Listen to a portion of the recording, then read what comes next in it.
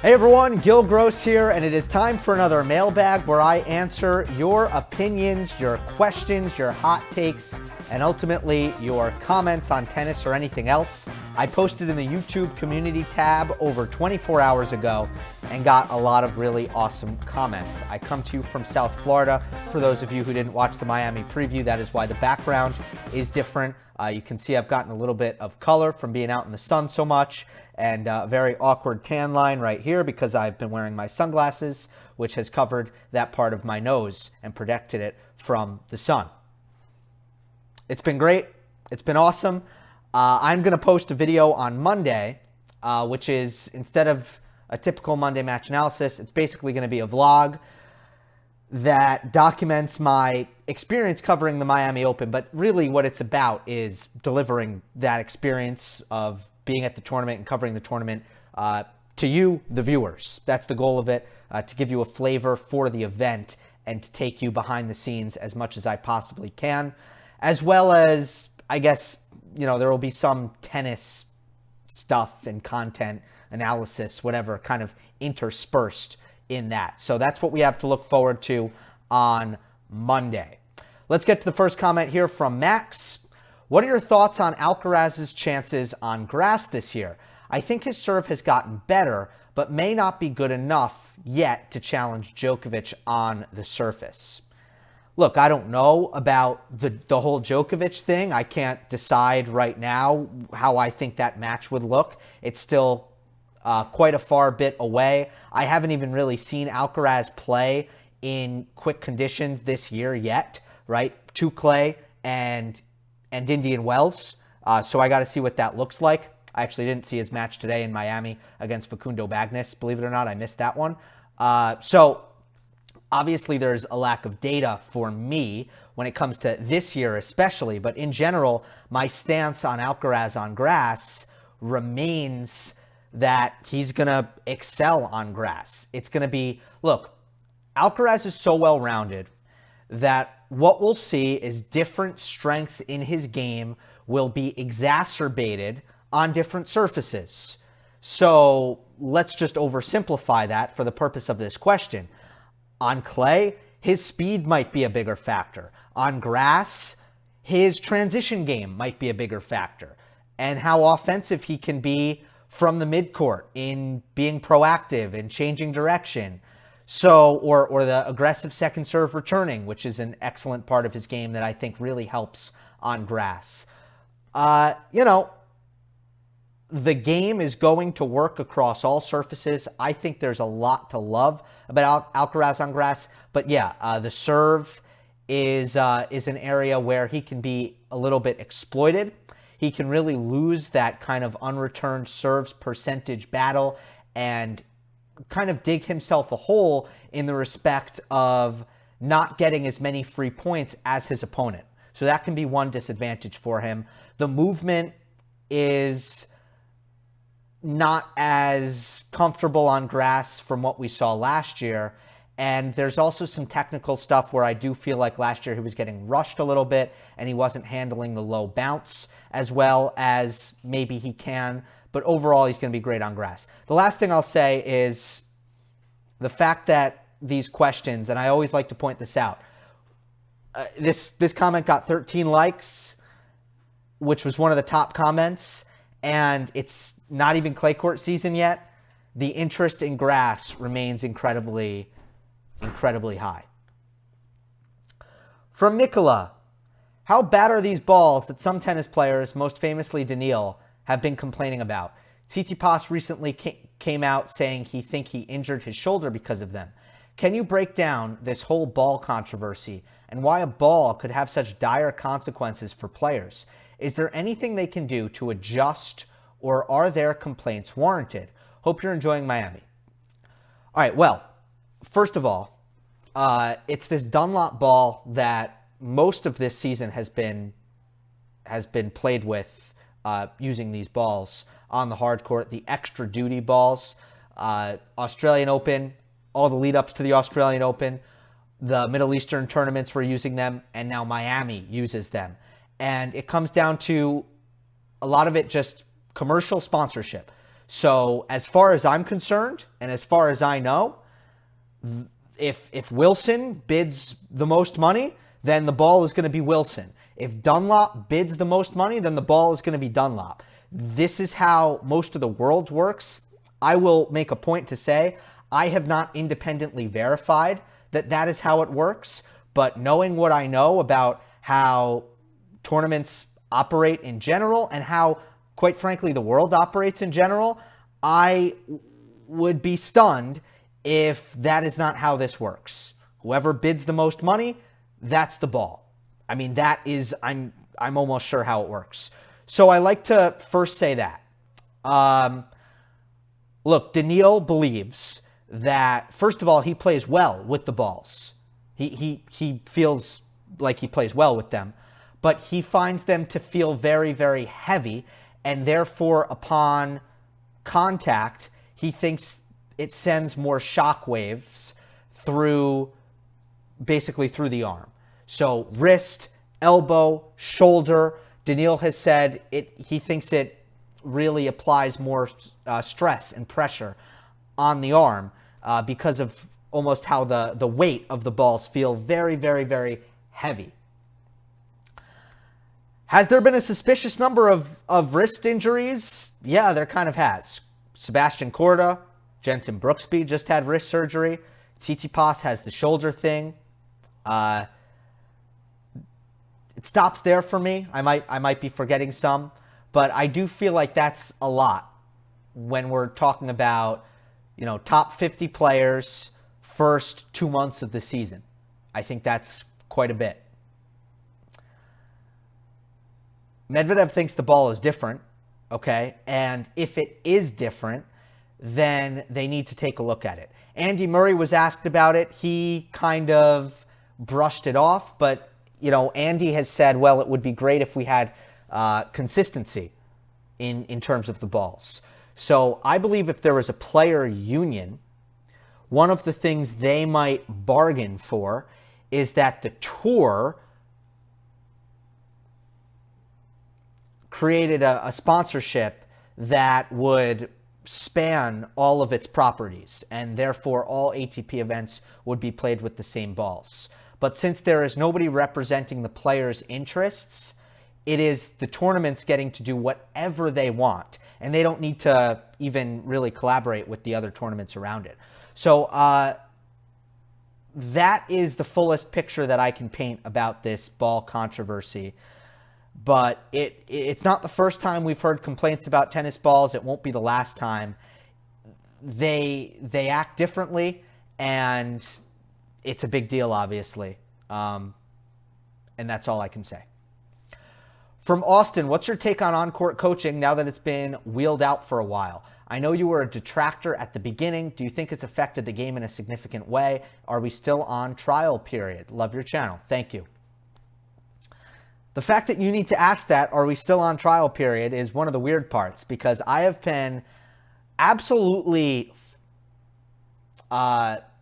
flabbergasted, or I should say baffled, by the fact that such a major part of the sport and the sport's rules has been communicated not at all. It hasn't been communicated. The year started, and I had to text people who are in the know, who are on the tour, and I had to say, like, hey, are you allowed to coach? Because I don't know. And the ATP hasn't said anything. And they said that there was going to be a trial until the end of 2022, and then 2022 ended, and then 2023 started, and nothing was said. The answer is that, as you guys have seen watching tennis, that the trial was extended. There has still not been any kind of announcement that this is going to stay. However, at this point, it would be really, really hard to reel it back. The toothpaste is out of the tube in a lot of respects. I think the players have liked it. The coaches have liked it. How do I feel about it? I'm a little bit unhappy. I'm unhappy because my position was this, and I'm not going to rehash every part of the argument. If you want to see that, look it up, and it's a 13-minute video. I can't spend 13 minutes right now. But either you allow coaching and you improve the entertainment value of it and you lean into it, you mic them up, you make them go to the press conference right next to the player, you make sure to identify them to the media and to the broadcasters, which is a huge one for me. And I know I care about this as a tennis broadcaster more than the average folks.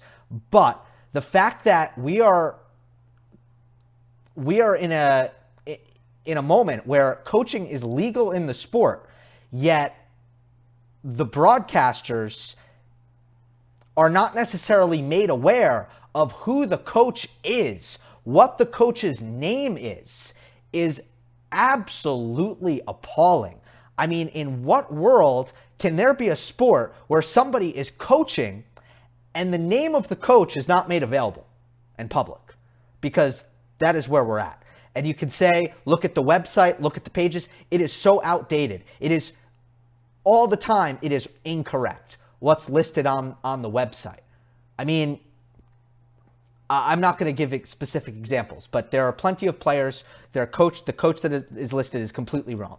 And I mean, how could we have to do it better if we're going to do it? Instead, this has been rolled out sloppily, and the fans haven't benefited whatsoever. The product has not been improved.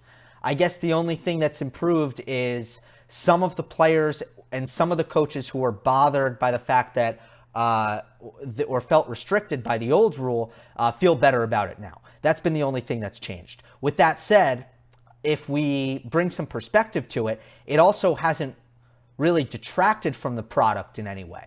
I still think at the lower levels, the fact that no coaching is allowed in tennis is noble. And again, like if I were in charge of the USTA, I would want to keep that rule in place. I think it's a feature of the sport.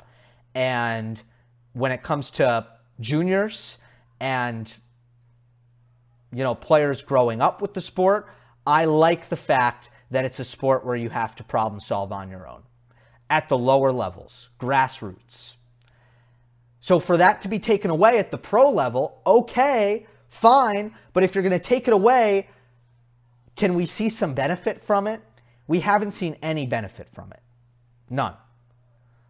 Maybe if you were so annoyed at the Apostolos Tsitsipas hypocrisy, which I think did exist to a certain extent, although I also think that he was the worst cheater that you could be when it comes to trying to break the rules subtly.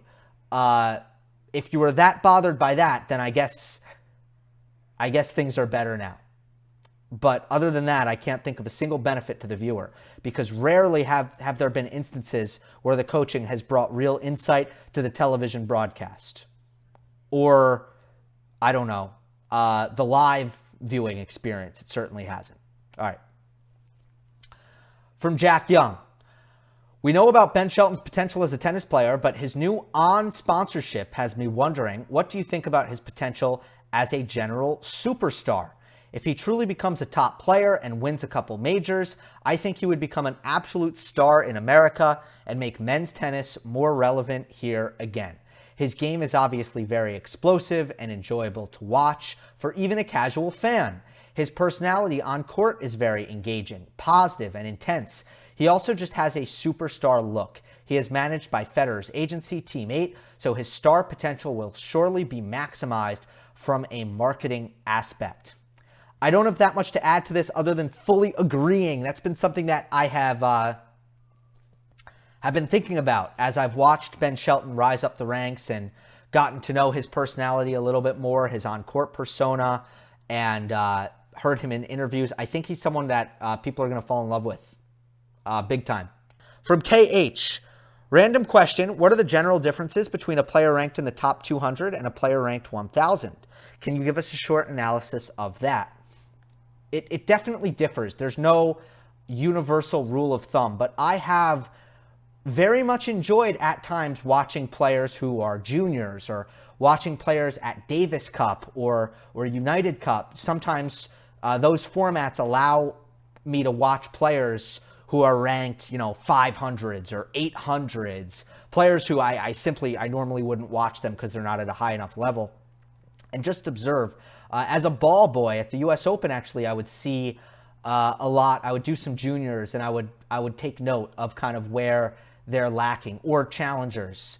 Challengers to the main draw, right? First week of ball boying would be not challengers, qualifying versus the main draw. First week would be qualifying, and then boom, snap a finger, coming to work on Monday, and it's main draw. So it's always been interesting to try to get a grasp on what some of those differences are. And you find that there are a lot of different kinds of players who are kind of outside the, I'll say outside challenger level, because you're saying top 200 versus 1,000. 1,000 means you're playing futures, you're just trying to kind of get in the mix. And at that level, sometimes they'll have one really massive problem. Sometimes that's not it. Sometimes they're totally solid. They've built a great game, but they're just not physical enough. They're usually short. They're not very fast. They're not very powerful because they're too small. And they have this beautiful game, and they don't really have weaknesses, and they've done everything they can, but they just weren't born with the genetics that are going to propel them to the level where they're going to be making a living here. And there's nothing they can do. There's nothing they can do. Mentally, technically, everything is there. Sorry, weren't born with it. And that's a lot of players. It's a lot of players. That's a lot of siblings. Look at the siblings on tour. Look at, I don't want to name names actually, but a lot of, when you have one sibling who is a superstar and the other one is not, take a look at their build, their, I guess, the stuff that is just purely genetic, and usually you can find your answer there. The weapons are oftentimes lacking before you get to the top level. Sometimes I actually think there are a lot of challenger level players who are physical, who don't have huge weaknesses, but they don't have offensive weapons. You can get pretty far, though. You can get pretty far if that's your prototype. And then I'd say the last thing is sometimes there's not a lot going for you, but you have, your serve carries you, or your power totally carries you, but you're just so inconsistent. You don't make enough balls. You don't defend well enough.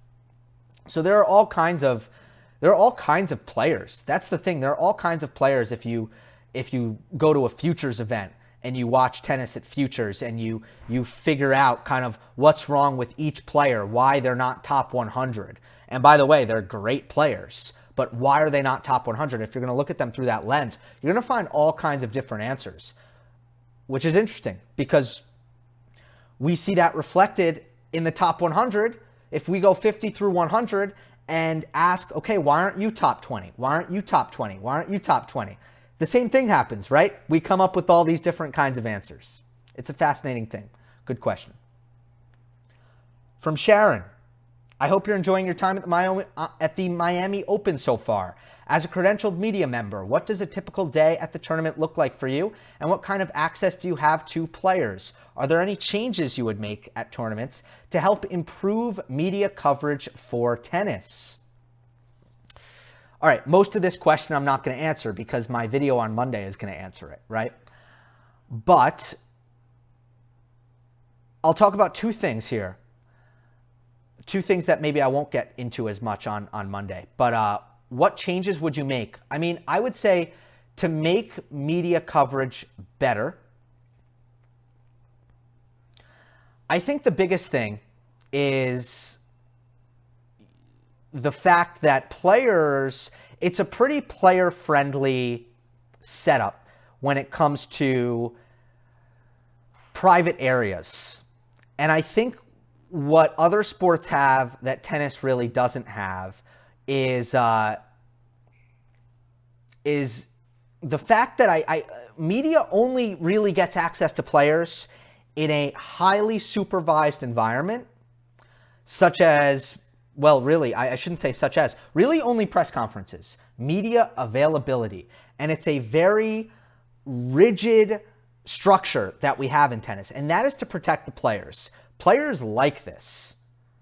They like it. They do not want media in their areas. However, athletes in other sports do make that sacrifice. And there are more areas where there is intermingling and access between media and the players. And I'm going to give you an example. In baseball, it's batting practice. Every single journalist who covers baseball will tell you this, that batting practice is where the conversations are had. It's far before the game. It's in a public area. It's on the field. And when players are taking batting practice and warming up, it's a time for these informal conversations and these relationships to be built. And that's what happens.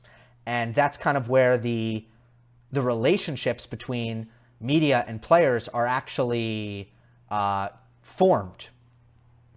In basketball, oftentimes, it's an open locker room. After the game, it's an open locker room. So you go into the locker room.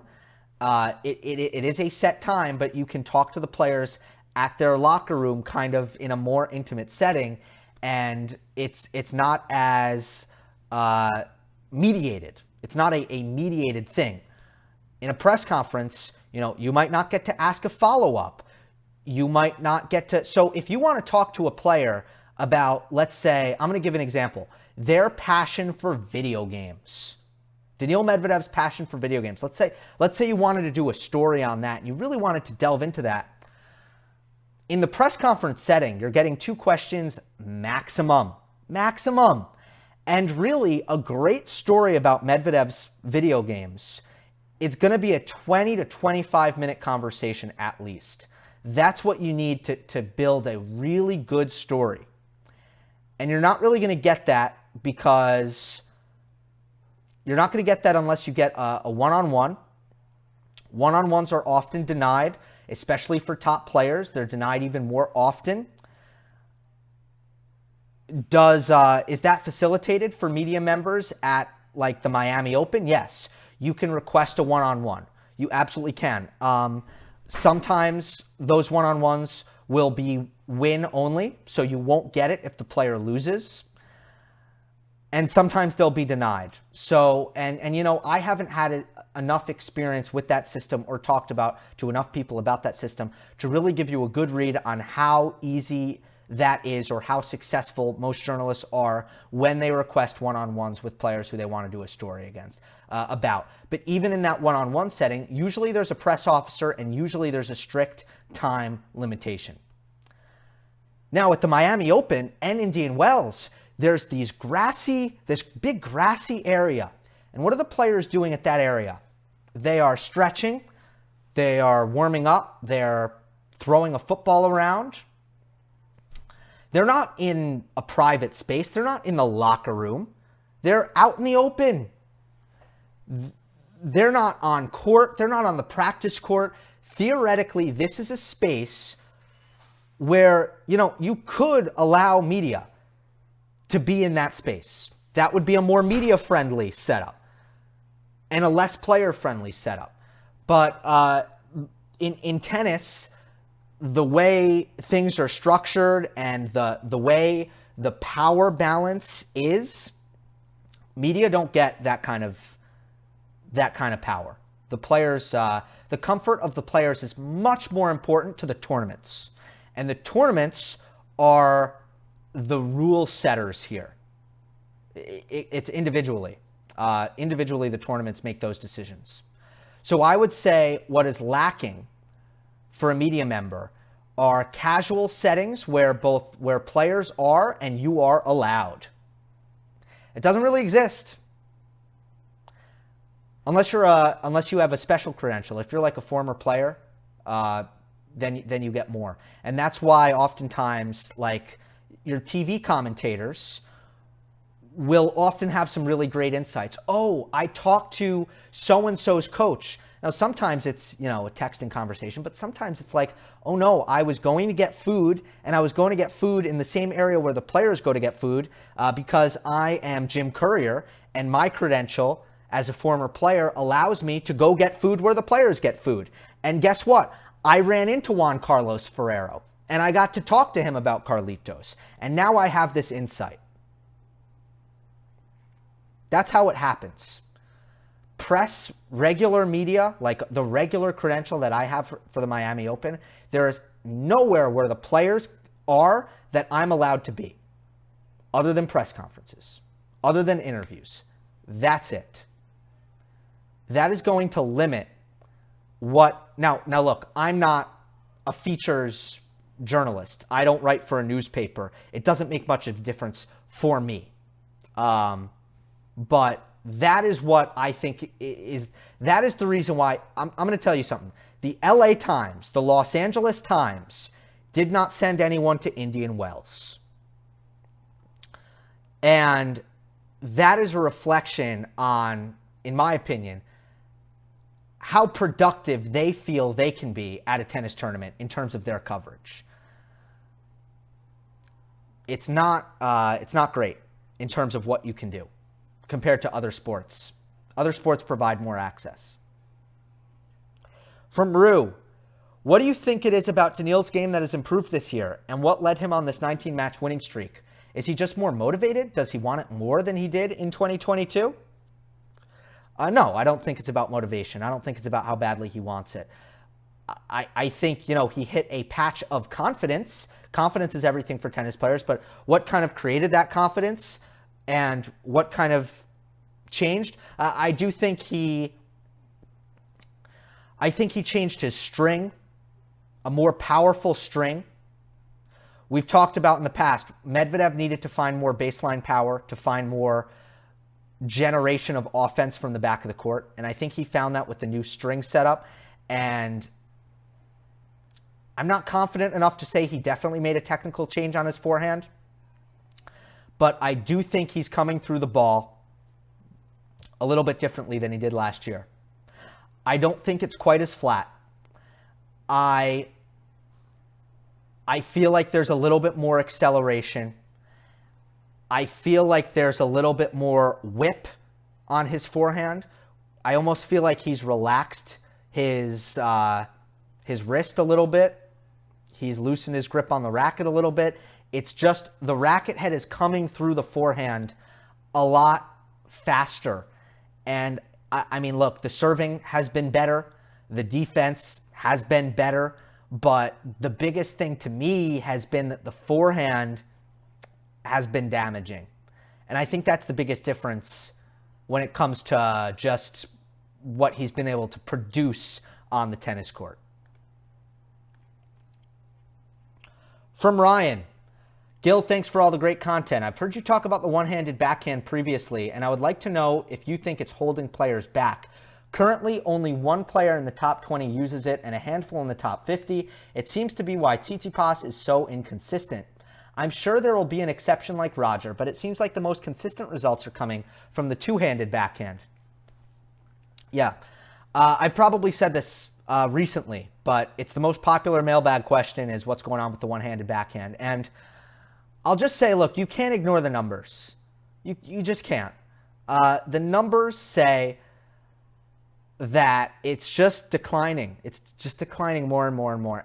The one-hander needs to figure out the return of serve. The return of serve is really hard for the one-hander, and that's the obstacle. But I think after that, there are some real advantages in terms of just how hard you can hit the ball, how much spin you can generate on the one-hander. And I think there's will always be a place for Thiem's backhand and Wawrinka's backhand and Federer's backhand. Look, Tsitsipas's backhand doesn't help him. It's not a strength. So I'm not going to include him there. But yeah, he's been able to be a top player with the backhand. But the guys who I mentioned before, no two-handers can hit their backhands as big as them. None. Zippo. Zero. No two-handers backhand is as big as Stan's. No two-handers backhands is as big as Thiem's. None. It's impossible. So you can't tell me that there's won't be a place for a one-handed backhand on tour unless juniors just stop trying. And if juniors stop trying, it'll go away, but not because it can't work, just because it went out of style. But I just can't see it ever disappearing because there's an advantage there. I just can't see it ever disappearing fully. You just got to figure out the return of serve. From Niklas, I'm going to go only 6 more minutes. How strong is recency bias in tennis and how do you cope with it, Gill? A few examples. Tsitsipas starts strong and everybody's talking after AO how his improved attitude will take him to new heights. February through March, nothing. Medvedev falls out of the top 10. Everybody's seemingly got him figured out. Goes on an insane winning streak. Rune beats 5 top 10 players on his way to the Paris title. His game has finally clicked and a new star is born. 2023 so far quiet. Alcaraz comes back after 3 months off and reminds us what a beast of a player he actually is. Continued love. Thank you. And thank you for being a member, Nicholas. So, look, case by case, but I always try to combat recency bias with all of my fullest efforts. But with Tsitsipas, it's this. It's contextual. First of all, everything that happens, you have to contextualize it. And this is why maybe sometimes I get accused of excuses. It's not excuses. It's just analysis. Right now, Tsitsipas is not healthy. So I will really refrain from reacting to his results. Rotterdam, Indian Wells, Miami, until Tsitsipas, I feel like is healthy, I will not be reacting to his results. And folks will be in the comments saying, Gill, why are you overrating Tsitsipas? He stinks. He can't win. Gill, why do you love Tsitsipas? Why are you keeping him in the tier that you're keeping him in? And I will tell you, he's injured. I don't care if he loses. He's injured. I don't care.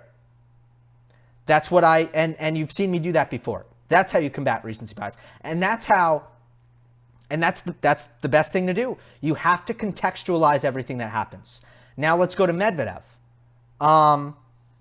Look, now Medvedev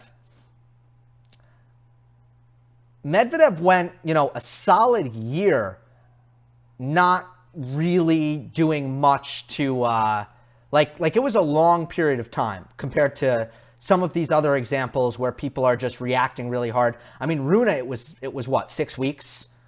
Tsitsipas, we're talking like, a couple of tournaments. Now his stock is in the toilet. But for Medvedev, it was a long time.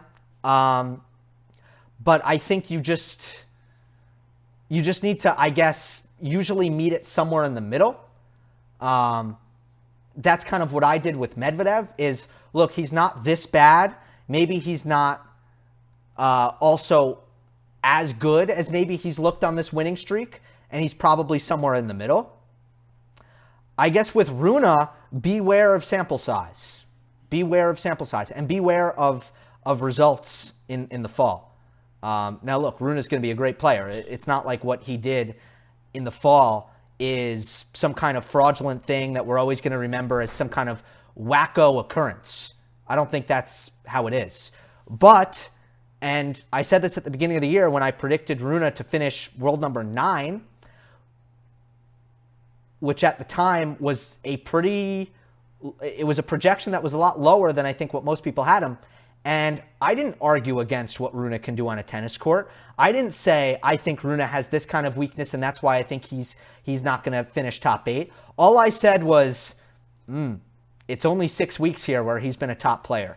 And that is not enough time for me to be convinced that that is exactly who he is. So beware of sample size. All right, that is all. That's all I got on that question. From Avi. Hey, Gill. Love your amazing content. Appreciate it. Have you heard of Tiafoe's latest hot take? What is your opinion? I am absolutely against what he said. Tiafoe, quote, I think fans should be able to come and go and move around and speak during matches. Imagine going to a basketball game and not saying anything, apart from retaining some tradition at Wimbledon. Outside that, let's start changing things to bring younger fans to the game.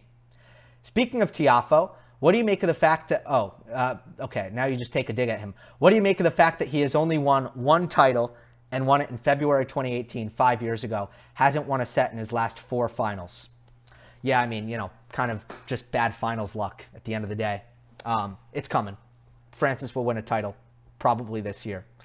What do I think of, so Tiafoe basically saying, like, let's do some experimentation with fans getting to speak and move around. Yeah, no, I agree with him. At some level of tennis, it should be attempted because it's not that bad. I was just at Alcaraz and Tsitsipas practice set. They were playing a practice set. People were talking. People were moving. It was fine. They could play. They didn't lose their focus. They didn't lose their concentration. They weren't distracted. Their level was sky high. People were still engaged and reacting to each point and clapping. But you could have a conversation with the person next to you without having to worry about it. You could get up and leave. You could come and go, and it wasn't a big problem. College tennis has it. It's not a big problem. At some levels of tennis, this should be experimented with.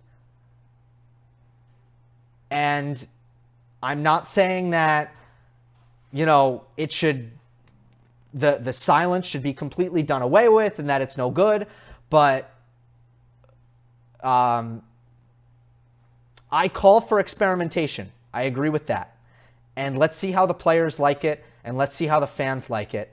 And I just don't see a downside because at the end of the day, it's not that big a deal. It's really not. So we should see what happens because it can really change the experience. And what golf has done with what is it called, the Waste Management Open in Phoenix, it's a tournament that, as far as I know, is not that big of a tournament, but it's treated like another major now. Because fans are so excited to go there and players are so excited to play at it because it is a one-of-a-kind and unique experience because this Waste Management Open in Phoenix allows fans to be super, super rowdy, loud, and as obnoxious as they want. And it becomes a party and it becomes a great time. And should the Masters ever look like that or ever be like that? No. But here we have a tournament that could be just another tournament during the year, the Waste Management Open in Phoenix. Just another one. Doesn't bring anything interesting to the table. Nothing new, nothing. And now it's a huge event because they tried something new in terms of the fan experience. So I agree with Frances. Jessica Pegula was asked about it in her press conference that I was in the other day. She also agreed with it. I don't think the players hate this either, as much as maybe you would think that they would. What's distracting to the players is if you have dead silence and one idiot calls out. That's distracting. But if everybody's just allowed to talk, it's not distracting. It's not. And the U.S. Open is proof of that. All right, everybody. This has been fun. Going to take in more tennis the next couple days at the Miami Open. And I hope I won't have any delays. But the plan right now is for the vlog to come out on Monday, which will be a super fun and enjoyable. Again, taking you guys behind the scenes as much as I can and just giving you the experience of the Miami Open from my perspective. Hope you enjoyed. Don't forget to subscribe. I'll see you next time.